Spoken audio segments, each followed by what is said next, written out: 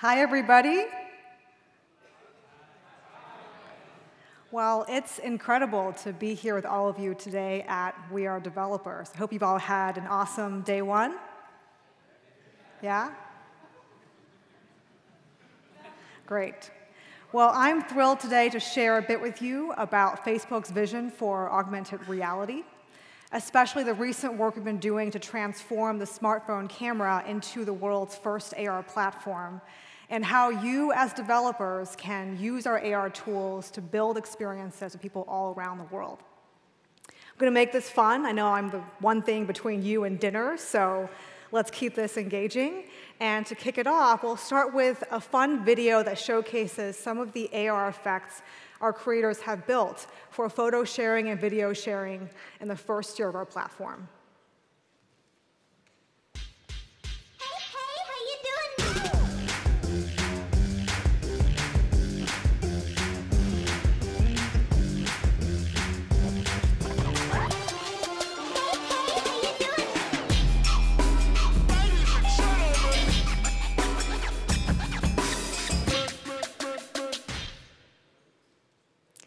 Any of you use Facebook camera? A few hands? Check it out after this talk. So that's a fun video, isn't it?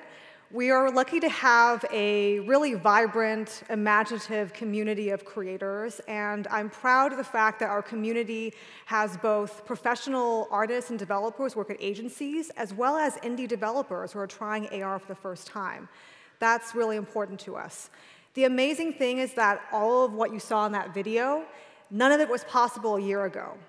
And now you can make any of these things with our software suite called AR Studio. You can make face filters. You could have made that dinosaur for someone to take a picture of in their living room. You can make AR games. So it's really exciting. How did this all get started? And what is augmented reality anyway, and why does it matter? About a year ago at Facebook's annual developers conference, our CEO, Mark Zuckerberg, announced the company's 10-year vision. And AR is one of the key technologies in that vision. Augmented reality is fundamentally about overlaying the digital and the physical. And ultimately, it will be probably a head-worn or eye-worn technology. It'll be pervasive all around you, embedded in your environment. The computer will understand your world and what you're engaging with every minute. And it may get to the point where the physical and the digital are blended so well that you can't tell the difference between the two. There are some really amazing and useful things you can do with that. One, the computer can sense where you are and show you information in context. As an example, at a conference like this, if you're in a big room and you're wondering who to talk to, it could show you bits of professional information about each person in your viewport, so you can start that conversation. Besides overlaying information, augmented reality can, of course, augment real people and objects in your world. So imagine using an AR app to model how you might want to redecorate your room. You could place a virtual painting on your wall or a virtual sofa and see all of it to scale. Third, you can insert virtual people or objects into your world. So if you have a friend who lives 3,000 kilometers away, you can beam their virtual presence onto your sofa as if they are right there in the room with you. These are all examples of using AR to transcend barriers of distance and time. And eventually, AR can make it possible for people to not own as many physical things. You could replace a 500-euro TV set with a €1 app, for example. We're in the very early stages of that journey. At Facebook, we're in year 2 of this 10-year voyage towards head-worn, universally available AR. But even in these early stages, there are cool things you can already do. The video I showed you earlier with the new ways of expressing yourself through face masks, helping people be funny or be silly or playful, you can already do that with AR. Now you can try on a pair of glasses on your face or makeup without going into a store. AR can really be transformative in the short term for e-commerce. These examples might be less grandiose than the glasses world of tomorrow, but they're no less meaningful. And in this early stage, Facebook is focused on giving you tools to start moving down this path, laying the foundations for experimentation. Because if we don't prototype, we won't figure out where this medium is going. And that's why we decided to make the camera the first augmented reality platform. There are two keywords here. The first is camera. It's a device that already lives in the pockets of billions of people.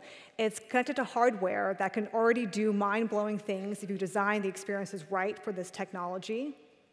The camera is an interface. It's simple and intuitive that everyone knows how to use. And it can give you access to a world of visual effects beyond what your eyes can see.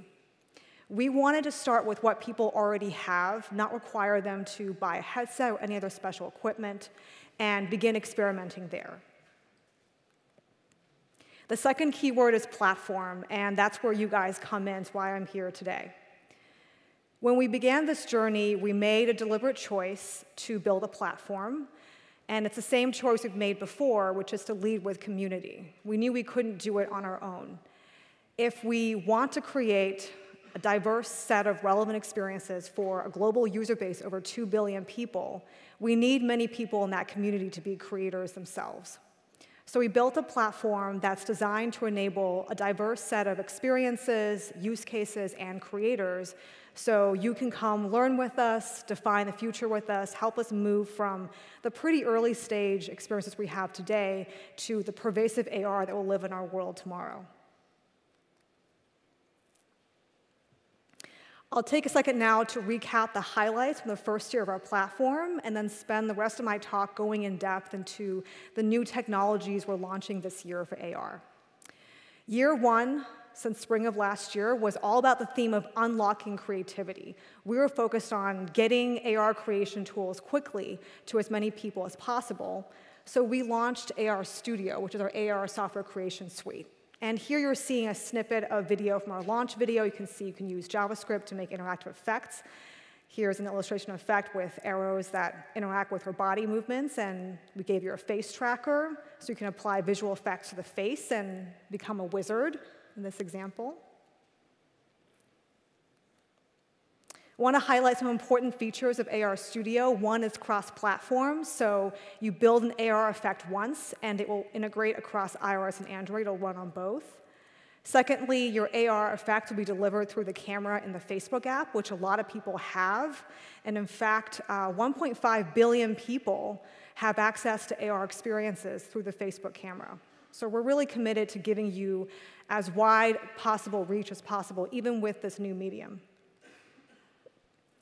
Now that we've started year two, our goal is to extend our AR capabilities and give them to even more people. And by more people, I mean not just more people using AR, but also more creators, enable more types of creators to build AR experiences.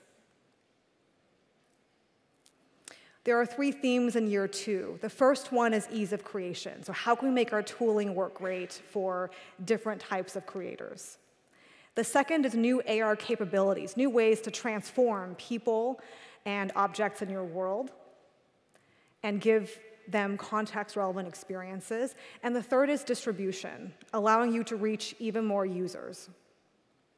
We'll deep dive now into the first theme, which is ease of creation, and what we'll do is peek under the hood of AR Studio and see some of the new features we've either released recently or will be releasing soon this year. So, these features are built around pain points we've heard from our community. And the first one is that not everybody knows JavaScript. I bet many, many of you know JavaScript in this room, since we're at a developers conference. But the truth is that some of our most incredible AR effects are made by artists who don't necessarily know how to code. And we don't want the ability to code to be a barrier to AR creation. So we launched the Patch Editor, which is a tool in AR Studio that lets you specify, using a graphical interface, the interactions you want to have in an AR effect. So with these nodes in a graph and connecting the nodes with cables, you can specify logic like if someone's mouth opens, make a lion's roar sound, if someone winks their eyes, make a particle effect or something like that. The point is, you no longer need JavaScript to build interactive AR effects, and you don't need to build animations. The first version of Patch Editor came out with support for more fundamental capabilities, and we're adding this year many new functionalities that will let you build more AR effects without writing a single line of code. So one of those is being able to control sound within the Patch Editor.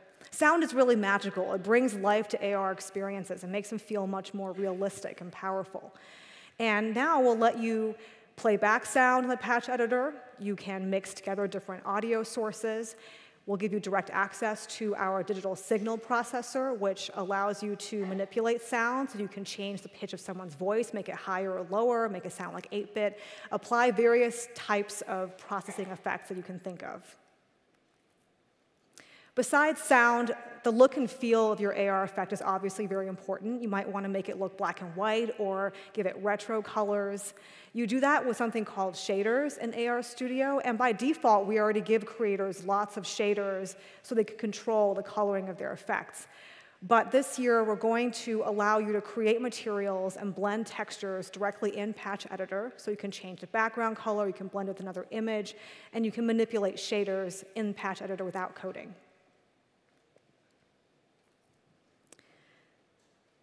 Next, you might want to save the things you make in Patch Editor. So say you've been working on a lot of projects, you have a bunch of assets. Well, you may want to save them and reuse them or share them with others, and you'll be able to do that this year as well. Drag them to a sidebar and export for reuse.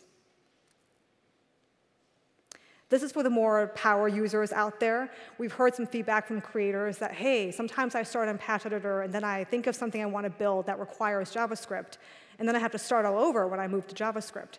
Well, no more. We're going to allow you to communicate between Patch Editor and JavaScript. So you can always start by prototyping with Patch Editor and then move without losing a single thing you've made right into JavaScript. OK, that was being able to create AR effects with minimal coding. The next pain point we're solving for is importing 3D assets. This is not a unique pain point to AR Studio. It's sort of a broader industry phenomenon. Importing 3D assets right now can be a rather tricky process. There are many different file types for transferring 3D assets. Some of them contain animations, some of them don't. They might use different types of material references, so it can be a fussy process, and that's why we're building more powerful tooling to make this a lot easier. So first, we'll be able to allow you to easily import a variety of different file types, Collada, FBX, GLTF. We will automatically import the animations as well, and you can reuse them. So if you have a skeleton in one 3D asset and a skeleton in another one, and you want to reuse the animation, you don't have to duplicate it again. We'll automatically assess the materials for you, and we're also working on physically based rendering, which is the ability to specify a material like a real object. So for example, how metallic is it? How shiny is it? How rough is it? This is how GLTF2 handles materials. Third pain point, building 3D models is really hard. Sounds obvious, but it's true. I know for me personally, I don't even draw well in 2D, so 3D modeling would be a total non-starter. And even for artists, it's a time-consuming part of the creation process. Well, we want you to be able to start AR projects without having a 3D model. And so we're announcing this year our partnership with Sketchfab, which is an online repository of 3D models. We will enable you to open what we call an AR library in AR Studio. You can browse ready-made 3D models, choose what you want, and import them directly into your project. This artist here is choosing a Siberian Husky for his starting point. And we'll only surface compatible models, so only ones that work across a variety of devices, and materials and animations will be included. I mentioned this before, sound can really bring an AR experience to life, and to help developers incorporate sound into their AR effects, we are giving you a sound collection. Facebook actually has a dedicated sound design team that creates all sorts of cool sounds, and this library will contain an assortment of sounds they made that are free to use. You can easily import them. We'll make sure already that they will work across a variety of devices, and this library will only grow over time. Both the sound collection,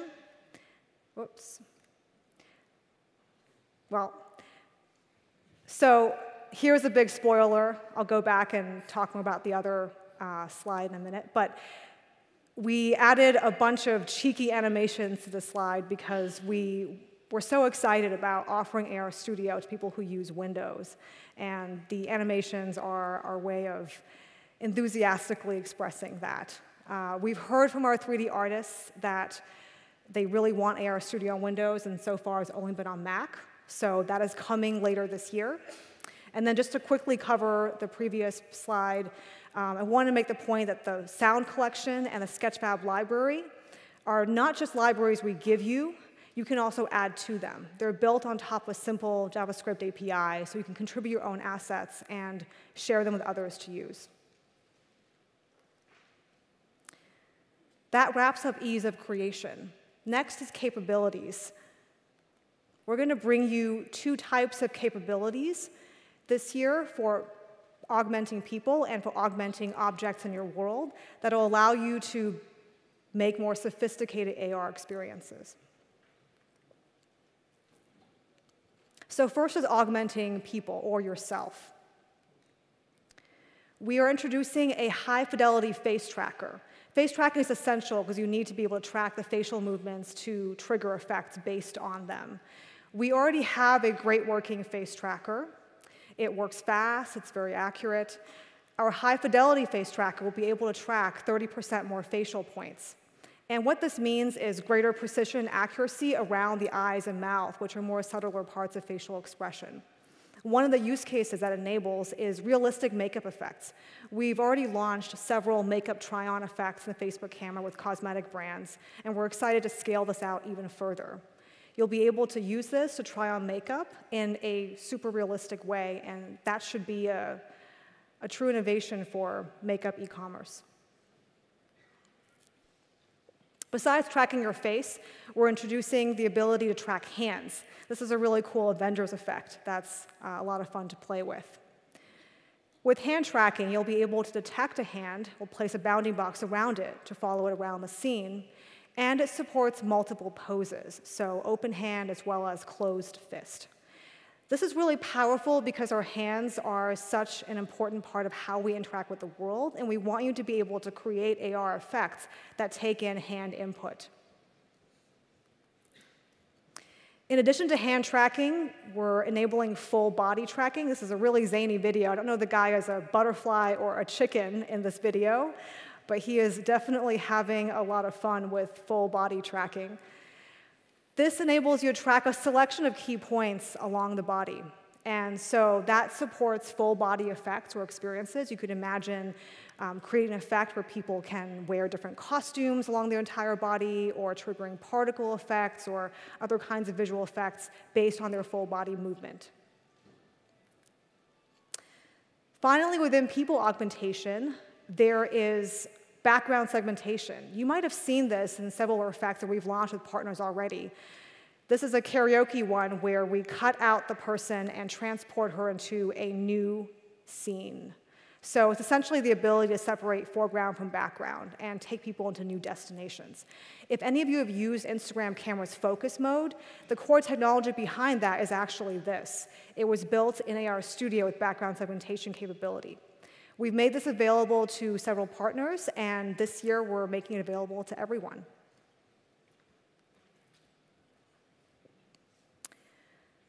Augmenting the world. So augmenting people is only half the equation. The other half is being able to augment the world around you. And we're launching several new capabilities this year for world augmentation. The first one is called Target AR. It's the ability for the camera to recognize and track and follow a 2D planar object in the world. That object could be a sign, as you see in this video. It could be an advertisement. It could be a menu. Lots of possibilities there. What this means is that you can trigger a 3D camera effect based on someone pointing their camera at a 2D image in the physical world. So you can augment things in your community or in your business. Some example use cases might be if you are a company and you have an advertisement, you could have someone point their camera at that ad and then trigger a 3D digital pop-up shop when they point their camera at it. Or you could trigger camera effects by pointing at product labels and showing more information about them. To use a non-commerce example, this year at South by Southwest, we launched a target AR effect in partnership with Ready Player One movie. There was a poster promoting the movie, and if you pointed your camera at that poster, it would unlock a 3D effect that takes you into the Ready Player One world. Kind of meta, but it was cool. This next capability is an extension of understanding your world. It's called semantic scene understanding. So here he's cooking in the kitchen, the camera understands that he's in the kitchen. Or if you point at the mother in the living room, the camera understands that she is in the living room. So it's the ability to recognize concepts in the scene, going beyond just a particular image that you specify to the whole concept. So not just an image of a particular tree, but of a tree in general. And we've developed the ability to recognize over 40 concepts so far, and we're working on expanding that. This will enable you to build much more context-relevant experiences and surface them in a way that doesn't require the user to always proactively input to launch the experience. This third one, location AR, is actually already available. It's the ability to target an AR effect in a particular location. That location can be broad, like a whole country, so you could build an AR effect to celebrate a holiday in India, or it can be granular, like the building for this conference. This is really important because as AR becomes more pervasive, it'll become more key to understand why or where or when AR experience is being surfaced. So you'll start to see many more location-specific, location-relevant experiences. Finally, there's 3D post and feed. So if you have a 3D model, you can put it in a newsfeed post and allow people to see that post and feed and play with your model as they're viewing the post. But we're adding to that by auto-creating a camera effect for your 3D model. So now your viewers who see the post can tap a button to launch the Facebook camera, and then they can see your 3D model within their camera view and place your model in different parts of the scene. They can resize it, they can rotate it, and this works for all 3D content on Facebook. An example use case might be if you're a furniture retailer and you have 3D models of a desk or a lamp. You can run a newsfeed post ad with your 3D model, and then people can open the camera to actually place that item in their house to see how it works with the rest of their house. That wraps up capabilities. The third is distribution, which is really, really important. After all, when you're creating something, you want to be able to eventually reach people with it. And we've been very committed since the beginning to offering as much distribution as possible, which goes back to why we wanted to start with the smartphone camera as our hardware platform. And this year, we're really excited to open up even more channels for distribution where you can publish your effects to. The first is Facebook Lite. Facebook Lite is a Facebook app that works for people in emerging markets who have lower bandwidth, who might have older devices. And up until this year, they couldn't access any AR effects. We want to change that and allow them to use AR in photos that they take and allow creators to build for audiences in emerging markets. In fact, Facebook Lite has hundreds of millions of users every month alone. The next one is Messenger bots. This is a cool one. So if any of you have programmed a Messenger bot or want to program one, you can now integrate AR effects into Messenger bots. While someone's having a conversation with a bot, they can open the camera to experience that product in 3D, maybe even try it on. And we launched several Messenger AR bots experiences recently at our developers conference. One of them was in partnership with Nike. They wanted to engage their most loyal customers, and they had a sneakers bot that you could talk to on Messenger, and you could ask the bot to unlock a picture of the sneakers in the camera that was 3D, and you could rotate and see the sneakers in this really visually immersive environment. And their Nike fans really love that.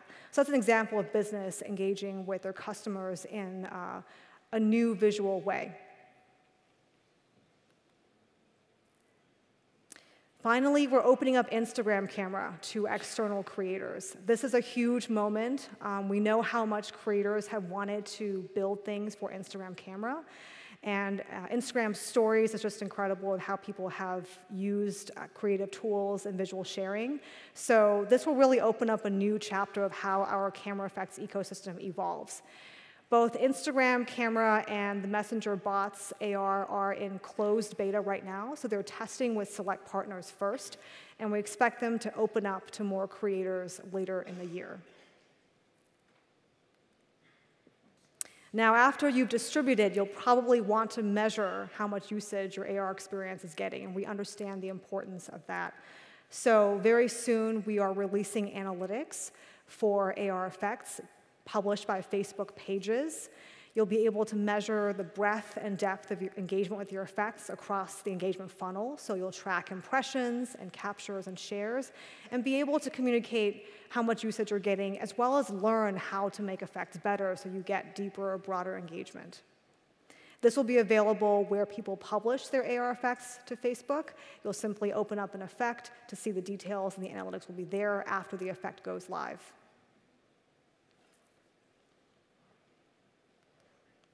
So it's a lot of things that we are coming out with this year. We really hope you will use them. It's really exciting to see the range of capabilities we're enabling. And just to demonstrate how they might come together in context, we made this video to show some of these forward-looking capabilities in action.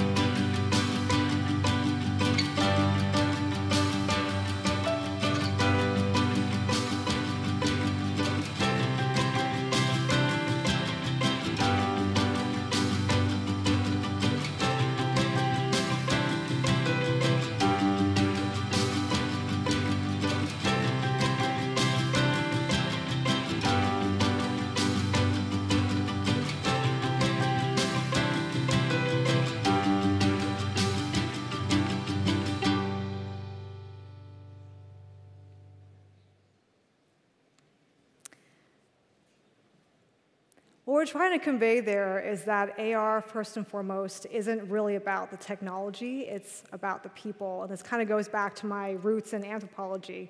It'll only work if it's working for a human need. And looking at face masks, they might seem silly or just stupid, but they're not silly because they're actually human. People have been wearing masks actually for a long time. People wear masks when they're performing in theater. They wear masks sometimes to celebrate holidays, and masks help people feel more comfortable or help them step outside who they normally are and be something else. So in the end, AR has to be human in order to work. And that's why you guys come in. We know that creators are the ones who understand what their communities need the most and can build something that's most relevant and resonant with those communities. So we really hope that you'll take our platform and help us see where it can go. We've deliberately tried to make it as easy to use as possible. We want you to be able to start with a small-scale project and to start cheaply. We want you to not be constrained by having to build for hardware that people don't already have. And we hope you'll take that and just run with it. Thank you so much for being here, and we can't wait to see what you'll build in our platform this year.